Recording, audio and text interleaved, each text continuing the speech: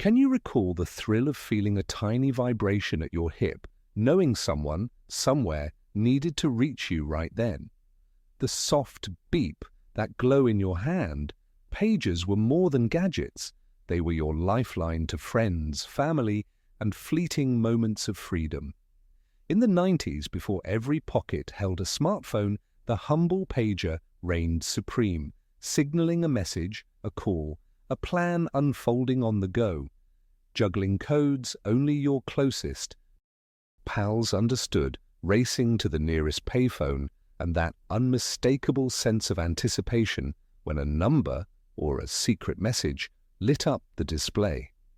The plastic's slick feel, the satisfying weight, and the jingle of a clipped device on your waistband. These were everyday magic to a generation on the move. Did you ever invent your own pager codes or dash out with spare quarters in pocket, ready to connect at a moment's notice?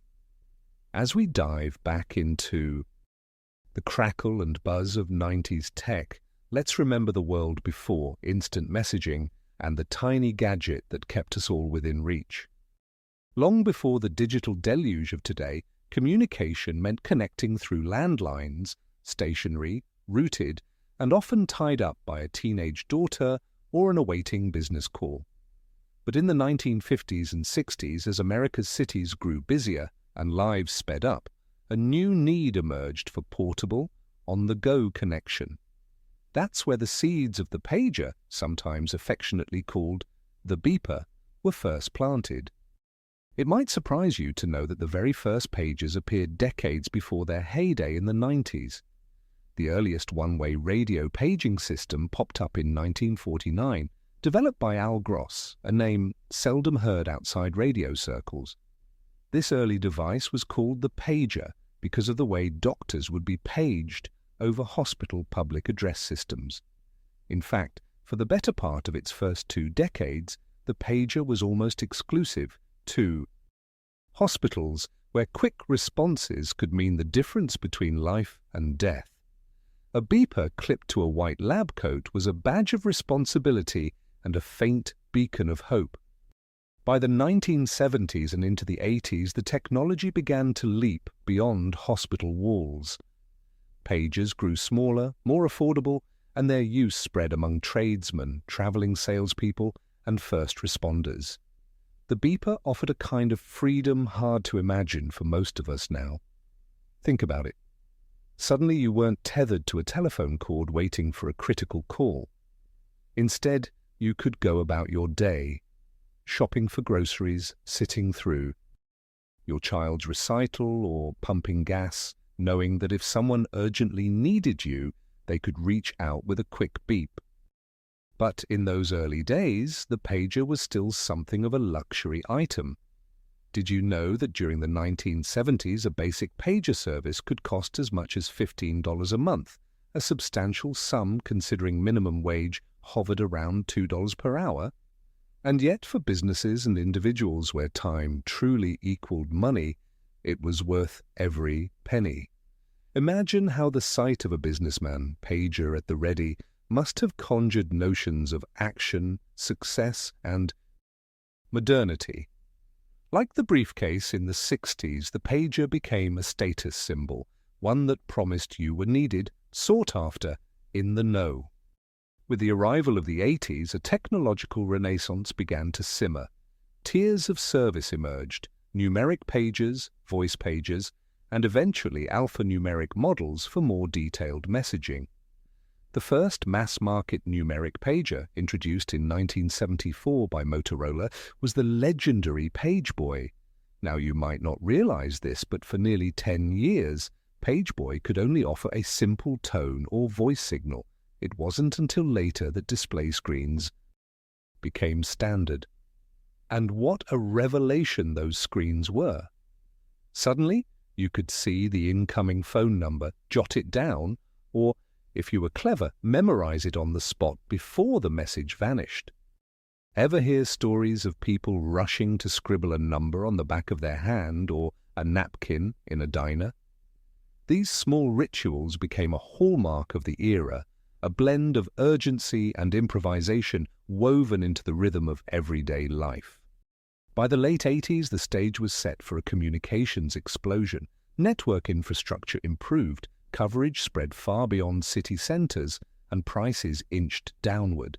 More and more Americans started carrying pagers, from plumbers to professors. And just as the country closed the door on disco and opened it to MTV, the pager was perched at the threshold of mainstream adoption. Here's a detail worth pondering. While most early pagers operated on simple radio frequencies, the FCC, in one of its forward-thinking moves, began opening up more airwaves specifically for paging use.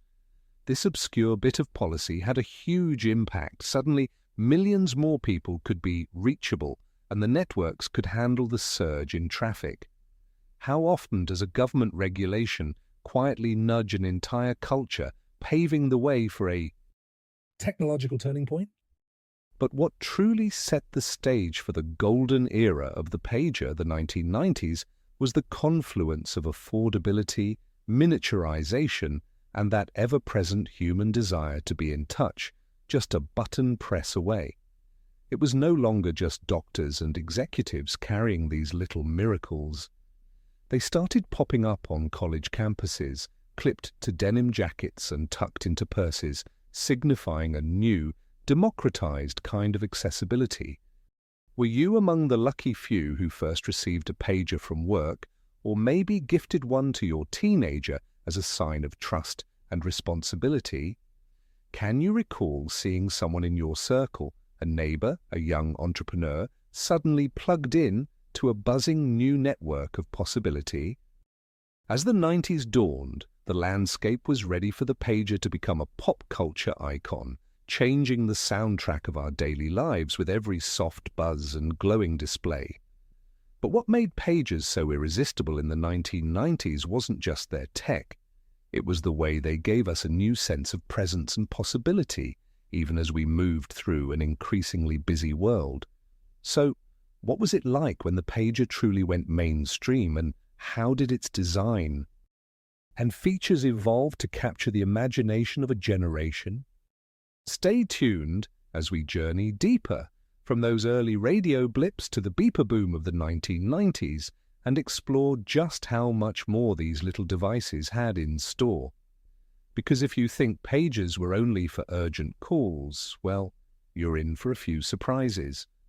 As we reach the end of our look back at pagers, the unsung heroes of 90s communication, it's amazing to consider just how quickly these little devices became woven into the fabric of our daily lives. From their early days as hospital lifelines and business tools to their explosion into pop culture, pagers bridged a gap between past and future, offering freedom without complete detachment, connection without overwhelm.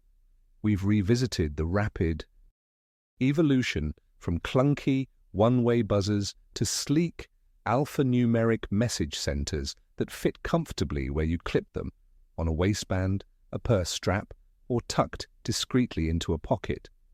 We watched as pagers moved from the hands of doctors and executives into the palms of students, parents, and friends, bringing with them a new sense of immediacy and possibility. There's something remarkable in how we made those coded messages our own, those 143s and 911s, pager codes scribbled on napkins, or the nervous dash to a payphone after a persistent beep. The tactility of pushing tiny buttons, the simplicity of a blinking green or red light, and the shared understanding that someone was reaching out. These sensations are a world away from the distractions of modern smartphones. Through it all, pagers taught us the value of anticipation, the patience of waiting, and the importance of reconnecting in person or by voice, guided by nothing more than a humble message and a handful of spare change. Looking back, it almost feels like pagers existed in a sweet spot between eras, more mobile than rotary phones, less isolating than today's perpetual screens. They were a symbol of trust when a parent gave one to a teenager, a badge of necessity for the on-call professional, and a tiny conduit for whispers of affection or urgent news. The sound of that beep or the soft vibration in a quiet movie theater, didn't it always set your heart racing just a little? Through pages, we experienced firsthand the early stirrings of the always connected world, but with more boundaries and, perhaps, a touch more magic. Sometimes, not knowing exactly who was trying to reach us or why made the world feel larger, more mysterious, the next message could be news that changed your day or a simple gesture that reminded you someone cared. How does it feel to look back on those days when a little plastic rectangle brought so much connection and excitement? Do you remember crafting secret codes, waiting in anticipation for the next beep, or the comfort that came from knowing someone could always find you, no matter where you were? If this journey brought back a wave of memories, I invite you to share your favorite pager story in the comments. Maybe it's a message that changed your life, a code only you and your best friend understood, or the unique ritual you had for racing to a payphone.